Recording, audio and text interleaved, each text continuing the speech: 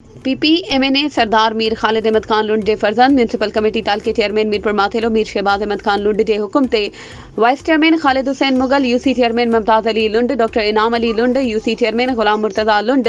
साजिद हुसैन टांवरी जी अगवानी में समेत गाड़ी नए हज़ारे मानन सां टाउन ऑफिस मीरपुर माथेलो पहुता, जिते मीरपुर माथेलो जी अवाम पारा शानदार इस्तकबाल करे गुलन जी वर्खा कई। 14 अगस्त के मौके ते टाउन कमेटी मीरपुर माथेलो में vice chairman Khalid Hussain Mughal, UC chairman Mumtaz Ali लुंड,